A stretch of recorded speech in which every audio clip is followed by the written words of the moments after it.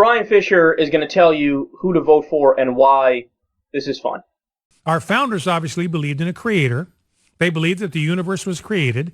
They believed that man is a created being, not an evolved being, didn't rise out of the swamp somewhere, didn't emerge out of the slime. We don't share ancestors with apes and baboons. In fact, I would suggest to do if a politician, if somebody wants to exercise political power, and he is an evolutionist, he is disqualified from holding political office in the United States of America because he does not share the political worldview that established the United States of America and made it the greatest nation in the history of the planet. Now, I'm not saying we ought to have a law prohibiting them from running for public office. I'm not saying that. I'm saying the American people shouldn't vote for him because that guy, if he does not believe that we are created beings and that our rights come to us from God, that man cannot be trusted to protect your civil rights. That's so stupid. he's just so stupid. I think the exact opposite of what he's saying is true. And what I mean by that is I would, suggest people not vote for creationists. Because, look, to believe in evolution means you actually, at some point in your life, you cared enough to, go to Google, go on the internet and say, gee, I wonder how we got into our current state. Let me research this a little bit.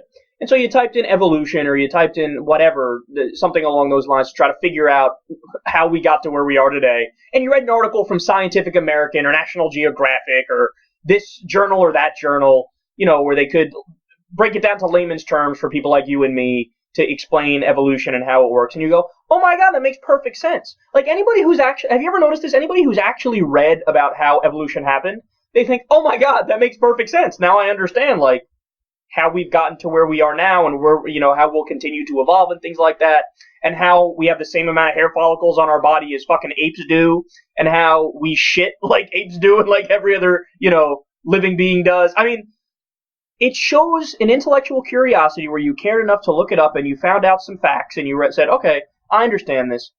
And to do the opposite, to believe in creationism, means you just accept what your religious family told you. Or you just ran to what made you feel more emotionally comfortable. I need answers now, and what gives me answers now in a dogmatic way is a holy book. So I'm just going to rent my brain out to the holy book and say, this is right about everything, I don't want to think about anything else, and I'll just defend that to the death. But that's a childish way of looking at the world, and it shows a complete lack of wanting to learn, right? It's being comfortable in your ignorance.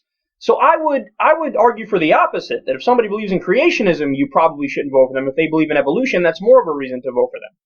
I mean, Bryan Fischer, man. And by the way, oftentimes what these guys do is they conflate abiogenesis, which is the creation of the first living thing. They conflate that with evolution, and they pretend like it's the same thing. So the argument Bryan Fischer is making is that if you don't believe human beings are designed, you're not smart enough to, be in power and people shouldn't vote for you. You're the ignorant one if you don't think we're designed. Because look at us, we look so designed, right?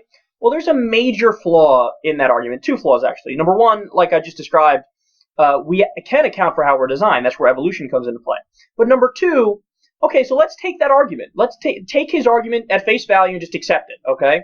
So if something is designed or ornate or complex, it has to be designed. It's the old watchmaker argument. They say, well, look, if there's a watch, clearly it was made by a watchmaker, so there's got to be something that made it because it's designed. Look at it, obviously. It just can't come about from nothing, right? Well, here's the major flaw with that argument. It's actually its own fallacy. That's how bad of an argument it is. It's called the fallacy of passing the buck. And what that means is, okay, so if human beings are really designed, and you think that means we need to have a designer, well then, of course, by definition, whatever or whoever designed us would have to be even more designed than us. Because they're more complex than us, because they were able to create us. Anything that's able to create us, any God who's able to create us, would need to be incredibly complex and incredibly, designed and incredibly powerful. That can't spring out of nothing. A God can't spring out of nothing because it's so designed and so complex, and he was able to create us, right? So who designed the designer? And then who designed the designer of the design?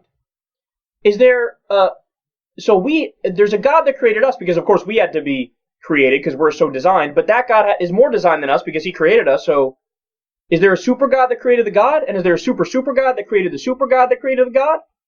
And then all the way down the line, you could do that forever. And that's why it's called the fallacy of passing the buck. You think you're answering a question, but you're actually posing an even harder question, or you're just passing the question down to that supposed God. So where did the God come from?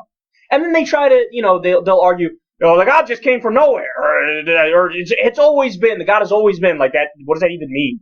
But then if the God has always been, then why is it so outlandish to believe that we might have been created in the first form as a little amino acid or something in, prehistoric times? Or not, prehistoric's not even the right word. In really, really old time, billions of years ago, the world is 4.54 billion years old. So, whatever time life first started, why couldn't it have been that a lightning bolt or something struck a little thing of primordial soup and boom, there was an amino acid? All you can do is get the ball rolling with one thing, and then evolution takes its place. And then as billions of years go by, the thing becomes more and more complex and branches off in all these different... His argument is unscientific, and it's an argument from ignorance, and he's admitting it's an argument from ignorance. And at least we admit, okay, there is no solid answer yet to abiogenesis. We don't know factually the exact way that life began, but scientists are working on it, and there's plenty of theories that are perfectly viable. So just give up, man. Bryan Fischer, he's one of these guys, he's just in above his head. Like, you're a toddler on the world stage. There's no credibility to anything you say. There's no legitimacy to anything you say. And again, I want to be clear. You could disagree with me and still be somebody who's a serious person. Of course, I'm not right about everything. I don't have a monopoly on the truth. But it's about, if you believe things if you're that stupid, there's no hope. There's no hope for you. If anybody takes you seriously, I feel bad for them.